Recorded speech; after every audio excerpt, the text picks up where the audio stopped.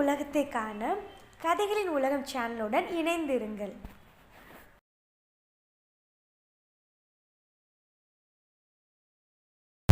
ஒரு குளத்துல 2 தவளைகள் வாழ்ந்து வந்தாங்க. 2 தவளைகளும் நல்ல நட்போட வாழ்ந்து வந்தாங்க. இவங்க தான் அந்த குளத்துல ஒற்றுமைக்கு சிறந்த எடுத்துக்காட்டா இருந்தாங்க. ஒருத்தர் பேச்ச ஒருத்தவங்க கேட்பாங்க, ஒருத்தரோட ஆலோசனையை ஒருத்தவங்க மதிப்பாங்க. இப்படி போயிட்டு இருந்துச்சு அவங்க நட்பு. கோடை காலம் வந்துச்சு.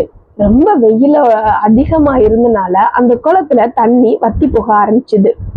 தண்ணி வத்தி போகிறத பார்த்த தவளையில ஒண்ணு தன்னோட நண்பன்கிட்ட சொல்லுச்சு, நண்பா, இங்க குளத்துல உள்ள தண்ணி வத்தி போக ஆரம்பிச்சிருச்சு. நம்ம இங்க இருந்தோம்னா நமக்கு உயிருக்கு உத்தரவாதம் கிடையாது. நம்ம 2 பேரும் சேர்ந்து தண்ணியை தேர்ந்தோம்னா கண்டிப்பா நம்ம முயற்சினால ஏதாவது ஒரு பெரிய குளத்தை நம்ம கண்டுபிடிப்போம். நம்ம உயிரோடையும் தப்பிச்சுக்கலாம். நம்ம இங்கேயே இருக்கிறத காட்டிலும் நம்ம ஏதாவது முயற்சி செஞ்சு பார்ப்போம் அப்படின்னு ஒரு தவளை சொல்லுச்சு.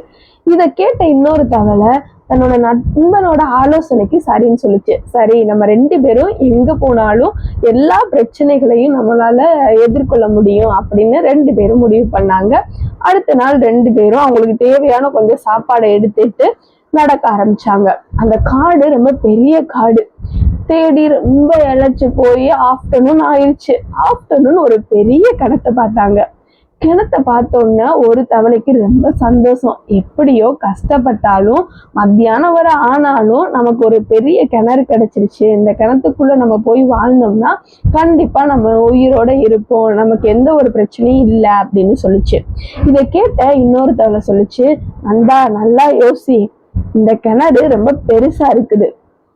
நம்ம கோடை காலத்துல எப்போது இருக்கிறத விட இந்த சீசன்ல அதிகமா வெயில் இருக்கு.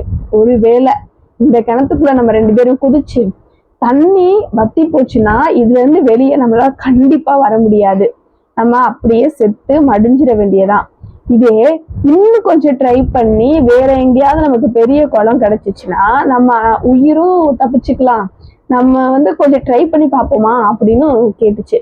இதை கேட்ட இன்னொரு தவளைக்கு, ஆமா, கரெக்டு தான், இதுக்குள்ள போயிட்டு நமக்கு ஒரு வேளை தண்ணி வத்தி போச்சுன்னா நம்மளால வெளியே வர முடியாது. நீ சொல்ற மாதிரி நம்ம உள்ளேயே செத்து போயிடுவோம். அதுக்கு இன்னும் ஒரு 2 மணி நேரமோ இல்ல ஒரு நாளே ஆகட்டுமே, நம்ம தேடினோம்னா ஒருவேளை நமக்கு பெருசா கிடைச்சிச்சுன்னா, பெரிய குளமா கிடைச்சிச்சுன்னா நம்ம ரொம்ப சந்தோஷமா இருக்கலாம், தேடி பார்ப்போம் அப்படின்னு சொல்லிச்சு. 2 பேரும் மறுபடியும் தேட ஆரம்பிச்சாங்க. அன்னைக்கு ஃபுல்லா தேடிட்டே இருந்தாங்க அவங்க. ஆனாலும் சோர்ந்து போகல. ஒருத்தவங்களுக்கு ஒருத்தவங்க நம்பிக்கை சொல்லி தேட ஆரம்பிச்சாங்க. அந்த காட்டுல ரொம்ப தூரத்துக்கு அப்புறம் பெரிய குளம். அதுல தண்ணி வத்தவே செய்யாது. அவ்வளோ பெரிய குளத்தை அவங்க பார்த்தாங்க.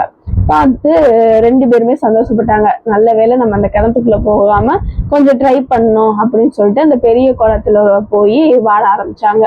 நாட்கள் ஓட ஆரம்பிச்சிச்சு.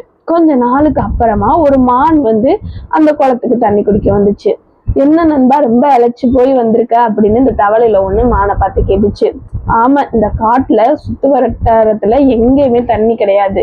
எல்லா கிணறு குளம் எல்லாமே வத்தி போச்சு.